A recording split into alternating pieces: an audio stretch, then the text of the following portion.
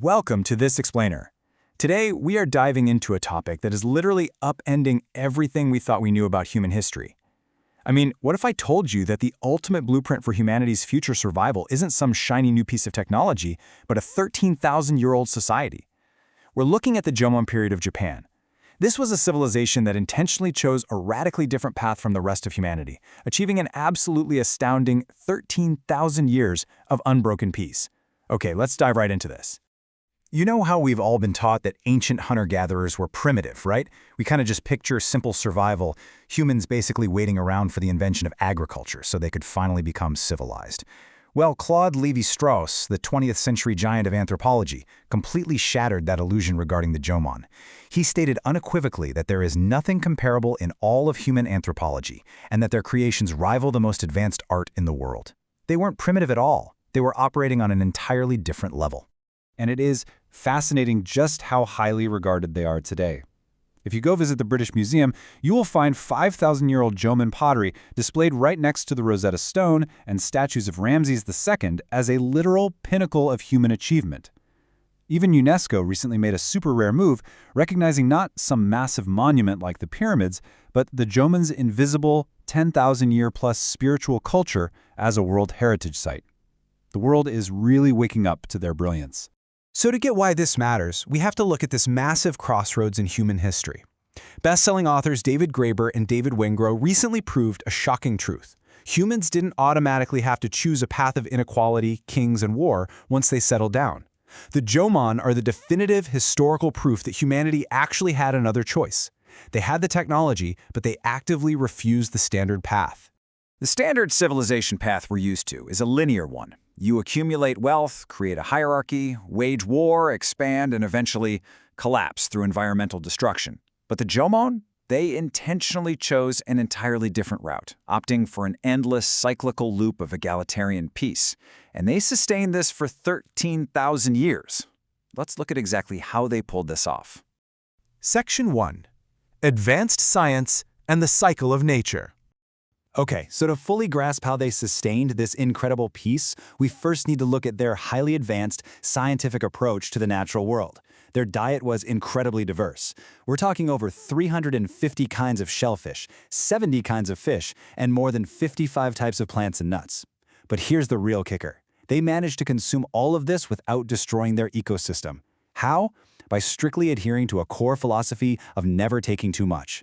Archaeological digs actually show us they intentionally left small shellfish behind just to ensure the natural cycle kept going. And they paired that with a profound philosophy of literally using everything. In the Jomon world, the concept of waste just simply didn't exist. If they hunted a deer, the meat was eaten, the bones were meticulously carved into fish hooks, the antlers became essential tools, and the sinew was used as thread. It was the ultimate circular society, and frankly, it was way more sustainable than anything we have today. Now, their survival wasn't just simple foraging. It involved some serious chemistry. Take acorns, for example. Acorns contain a toxin called saponin that won't just wash out with water. But the Jomon figured out that by soaking the acorns in an alkaline liquid made from dissolved wood ash, they could completely neutralize the poison. They would then bake this into highly nutritious 400-calorie Jomon cookies. That is some seriously advanced generational scientific knowledge at work. And they applied this brilliant knowledge directly to the landscape.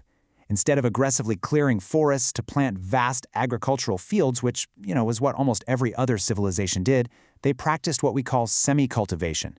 They would carefully select high-yielding chestnut and walnut trees and gently plant them right into the existing natural forest. They basically blurred the boundary between human and nature, seamlessly blending their food sources into the landscape. Their understanding of nature's rhythms was astronomical. Literally. They built the Kanayama megaliths, which is this sophisticated solar observatory that tracked the sun with absolute precision. With zero moving parts, sunlight would pinpoint specific rock engravings on the solstices and equinoxes. It's even theorized they calculated the 128-year solar cycle leap year. And they didn't build this to glorify some king. It was purely to help the entire community harmonize their lives with the rhythms of the sun. Section 2. The First Trust Capitalism.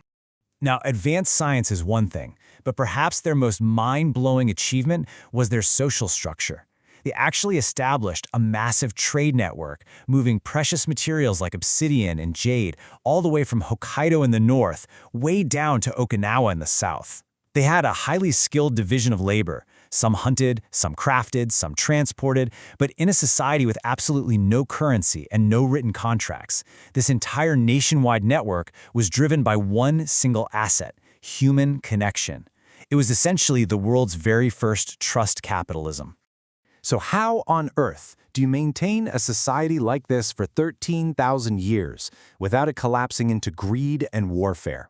While they utilized an intentional grand design based on 4 absolute rules. First, don't own. Everything is just borrowed from nature. Second, don't accumulate wealth, because that prevents monopolies of power. Third, don't expand endlessly. And fourth, don't disconnect. Keep the relationship between humans, nature, the past, and the future completely unbroken. In practice, this grand design is just fascinating. Their rule against endless expansion meant that when a village reached a population of about 30 to 50 people, they stopped.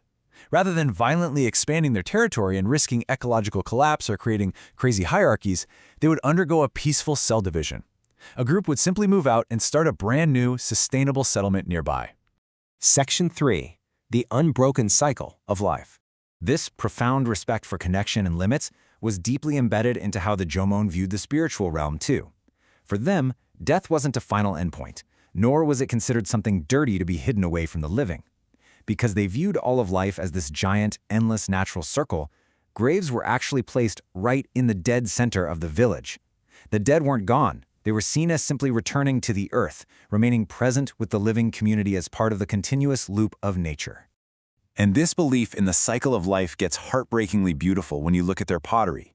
Deceased infants were frequently buried inside pottery vessels. Why? Because the pottery symbolized a mother's womb. These vessels were then buried at the entrances of homes, right where people walked every single day, carrying a powerful prayer that the child's soul would soon return and be reborn back into the community. Section 4. The living DNA of the Jomon. What makes this explainer so deeply relevant to us today is that this ancient philosophy didn't just disappear into the dirt when the era ended. It evolved, and its core principles literally still live on right now. Consider the 6,000-year-old Jomon wine vessel, which featured 18 holes to release fermentation gas from wild grapes. They would offer this wine to the divine and then share it among the community. This is the direct ancestor to modern Shinto rituals in Japan today, where the emperor and the people still share sake with the gods to become one with the divine. It's a continuous line spanning thousands of years. You can even hear the Jomon echoing in everyday language. The common Japanese phrase itadakimasu, said before meals, is a profound prayer of gratitude for taking a life to sustain your own. And the word motainai represents the aesthetic of using everything to the very end so absolutely nothing goes to waste. These aren't just polite manners, they are the unbroken living descendants of Jomon philosophy slumbering right within modern vocabulary. The Jomon are a true masterpiece of human civilization. They stand as unshakable proof that humanity can intentionally choose a path of peace, sustainability, and harmony. They didn't have to destroy their world to thrive, and you know what? Neither do we. Which really leaves us with one profound question to ponder as we look at our own modern crossroads. If this capacity for harmony is literally in our human DNA, what path are we going to choose next?